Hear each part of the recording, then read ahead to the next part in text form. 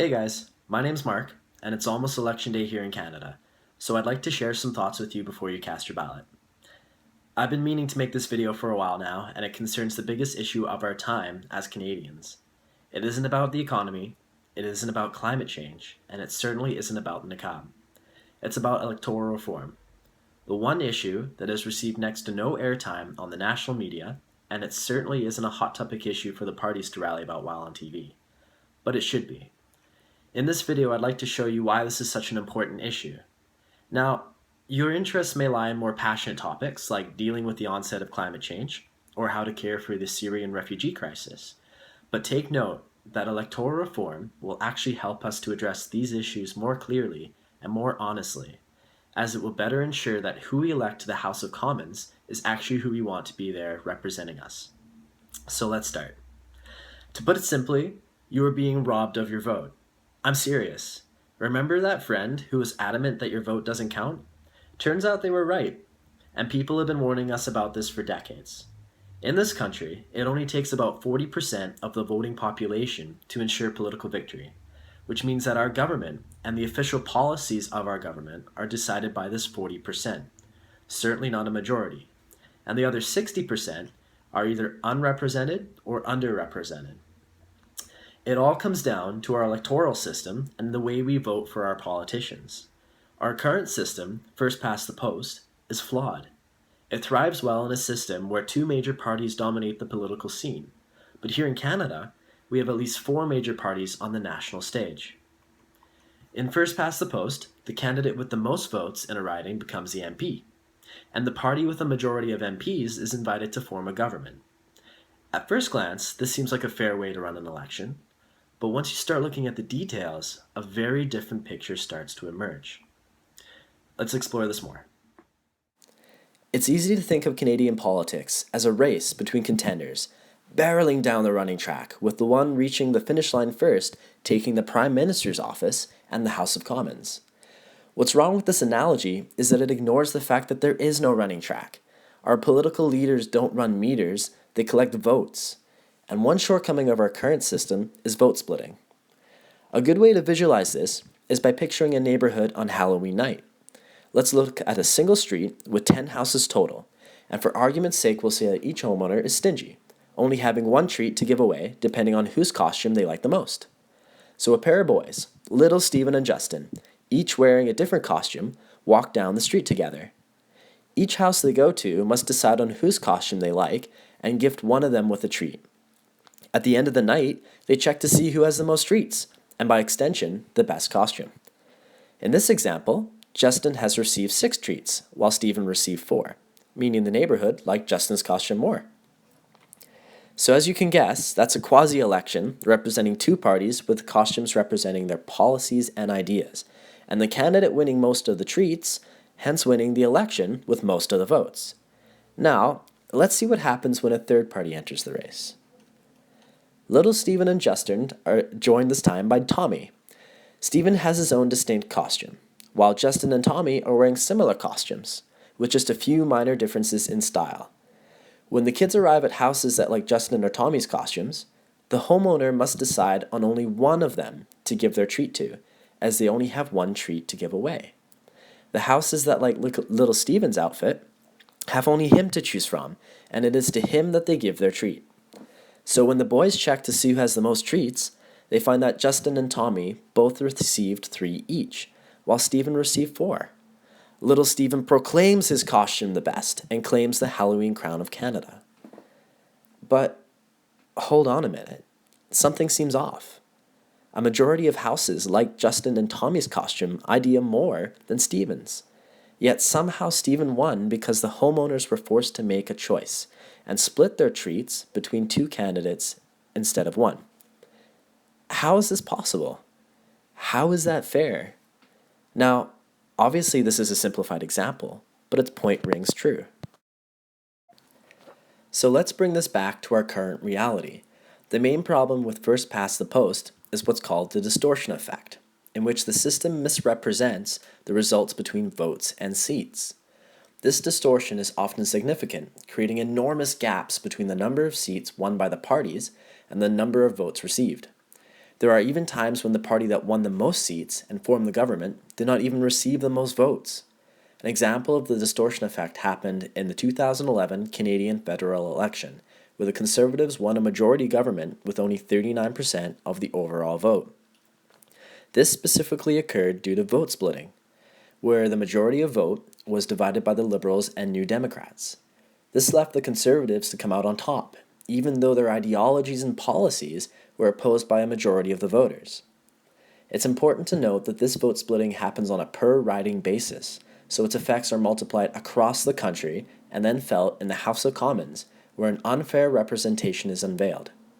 Some examples of this include the riding of Bramalla-Gore-Malton, which was won by the Conservatives with only 19,900 votes to 19,400 votes, the Mississauga East Cooksville riding, where 18,800 votes won the Conservative to 18,100 votes, and in Etobicoke Centre and in Nipissing to Miskaming were just won by a handful of ballots. So this isn't some imaginary threat to our system. This is real. To better understand the impact of vote splitting, it is best to envision the parties on a left to right political spectrum. This image illustrates the division of the major parties, and it should be immediately clear that the left is quite divided, while the right is completely dominated by the Conservative Party. It also helps to understand some recent history in Canadian politics. The Conservatives are not the first to take advantage of first past the post. The Liberals formed majority governments even though they only garnered 41% of the popular vote in 1993, 38% in 1997, and 41% in 2000. They also benefited from various parties splitting the vote on the right, which included the PCs, the Reform Party, which would soon change to the Canadian Alliance Party, and then the New Democrats and the Bloc Québécois. Conservatives took note in 2003, and a move to unite the right, the Canadian Alliance, and the Progressive Conservative parties agreed to merge into the present-day Conservative Party, electing Stephen Harper as their leader. This allowed the party to control a larger share of the vote, and in the 2006 election, they claimed a victory as a minority government. And then, as we know, they claimed a majority government in the 2011 election. Our electoral system failed us that day. Understanding the perils of first past the post leads us to the inescapable conclusion that electoral reform is an absolute necessity. What we must next agree upon is what system should replace first past the post. I'd like to highlight two contenders that are currently vying to replace our system. The first is preferential voting, which comes in a few shades, including ranked ballot voting and single transfer vote. The system, also known as the alternative vote, is actually an easy concept to grasp. You vote for more than just your first choice of representative. With the choices laid out in front of you, you can rank the candidates in the order of your preference. You don't even have to rank them at all, and you can even just stick to your one preferred candidate. Once the votes are tallied, the candidate with the least amount of support is eliminated first. This is where the second choice comes in. Officials take the eliminated candidates' ballots and tally the second choices, and add those totals to the remaining contenders' total vote count. Consecutive elimination rounds are held until a clear winner emerges, holding a majority of the vote. What's great about this system is that it right off the bat eliminates the minority ruling the majority. The governing party will always have the consent of a majority of the voters. This also negates the need for strategic voting. You can vote for your favorite candidate, even if they are a long shot, and know that your vote is protected instead of discarded. In fact, this system is used by Australia and Ireland to much success, and is currently under consideration for the next Toronto municipal election. Here in Canada, the Liberal Party is an advocate of preferential voting. It's not hard to see why. Being the party of the centre, the Liberals are most likely to be the second choice of most NDP voters and of Conservative Party members looking to diminish the chances of a far-left victory. The other contender for change is proportional representation, specifically the mixed member proportional representation variety, usually abbreviated as MMP. In this system, the overall total of party members in the elected body is intended to mirror the overall proportion of votes received. So whatever percentage a party receives in an election is equal to the percentage of representatives that it will have in government. Under this system, voters will have two votes, one for a local candidate and one for a party. Local MPs are elected to represent ridings, but the party votes are used to allocate representation in the legislature. This way, voters will have made a personal choice for their MP while still advocating for a party. In order to construct the proportionality in the legislature, MPs will be selected to fill these vacancies. How these extra MPs are selected and distributed comes down to several methods, one including an open ballot where you actually get to choose those members, but the main outcome is that a party's strength in the Commons would be proportional to its share of the vote on a provincial basis. The NDP is in favor of a system based on MMP, with Thomas Mulcair vowing to implement such a system if the NDP wins the 2015 federal election. MMP is currently in use in Germany and in New Zealand, where it is widely enjoyed. Because of Canada's large size and its varying population pockets, choosing the right electoral system can be tricky. Each system has weaknesses and pitfalls, but they can be easily overcome by slight tweaks. A rebuttal to electoral reform is often that people approve of majority governments, as they provide political stability and usually have stellar track records in advancing legislation. In other words, they get things done. Under an MMP system, majority governments are a thing of the past. This will result in coalition governments, where certain parties must work together in order to strike a balance of power and run the country, something that as regular Canadians we are quite comfortable doing. I would actually advocate a combination of both preferred voting and MMP. It's quite simple. MMP would act as the main structure of our voting system, ensuring proportionality in the House of Commons. Preferred voting would kick in when it comes to choosing your actual MP. That way we avoid the pitfalls of a candidate with minority vote representing the majority. This system delivers on two premises. One, that you should vote your conscience, and two, that every vote should count.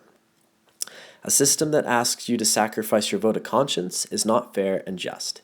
It's manipulative, abusive, and demeaning. What's more is that it's crippling our ability to do the right thing. What's really important here is to actually implement change. First past the post is a failed system and should be replaced. Canada and the United States are the only developed countries left that have not moved towards representative electoral reform. The Conservative Party seems to be quite happy to stick with the first past the post system, which absolutely benefits them, as their merger in 2003 with the Canadian Alliance Party eliminated any vote splitting on the right. I actually wrote a blog post after the 2011 federal election about all of this. I saw an unfair electoral system at play and wanted it changed. However, I was not as informed as I am now. My initial proposal of ranked ballots was based off my own thoughts and a few articles that I had read on its use in other countries. It's a great system, but I now know that it can be better. A blend of preferred voting and mixed member proportional representation is what Canada needs. During university, I was fascinated with US politics, with its sparring parties and ideological battles. I used to describe the interest level of Canadian politics as a thumb wrestling competition, while American politics was an all-out war. But now my interests have pivoted to the sad and almost terrifying state of our political system. We are being tragically misrepresented, and it is a serious detriment to our country and international standing. And we are not the only country that first past the post has let down. The United Kingdom went to the polls this past May, electing a majority Conservative government with only 37% of the popular vote. Sound familiar? The UK actually held a referendum in 2011 to change their voting system, but it failed to garner the support it needed in what has been called a bad-tempered and ill-informed debate.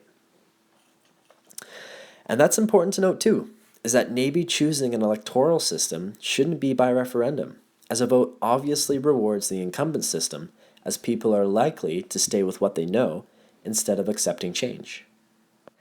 This was never more evident than in the 3 referendums held here in Canada on provincial electoral reform. British Columbia first held a referendum in 2005 on the question, should British Columbia change to the BC STV electoral system as recommended by the Citizens' Assembly on Electoral Reform? This movement was able to garner a whopping 57.7% support from BC voters. However, it failed to reach the 60% mandate it needed to actually enact the reform. Lawmakers felt that it warranted future discussion, so in 2009, reform was once again put to a referendum. This time, the ballot read, "Which electoral system should British Columbia use to elect members to the Provincial Legislative Assembly?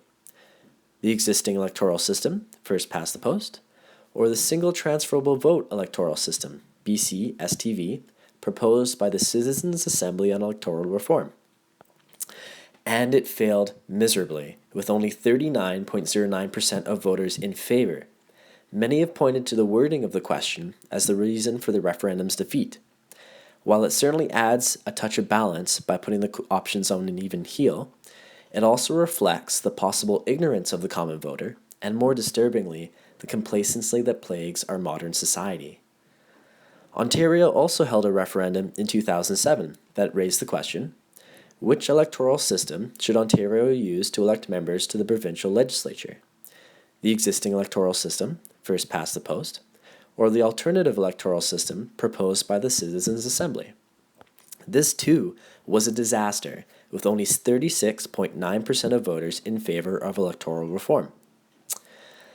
Prince Edward Island is next to attempt provincial electoral reform, with the question most likely being posed in 2016. This time, 3 choices are being offered to voters. 1. First past the post, the current voting system. 2. Some form of proportional representation. Or 3. Preferential ballot, or ranked ballot. Let's take a moment to understand why this reform too will fail. Right off the bat, there's likely to be a vote split due to the increase in 3 choices instead of 2. A ranked ballot would fix this. Also, the measure falls victim to the incumbent pitfall, where voters will stick to what they know, especially as the question may tell voters what the current system is. Proponents of electoral reform will need to rally behind one of these measures in order to secure a victory.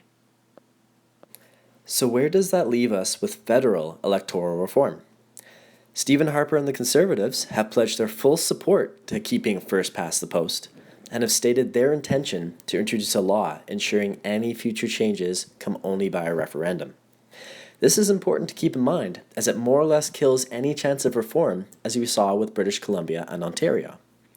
If elected, Justin Trudeau and the Liberals have pledged to create a parliamentary committee to study alternatives to first past the post and revamp our entire election process.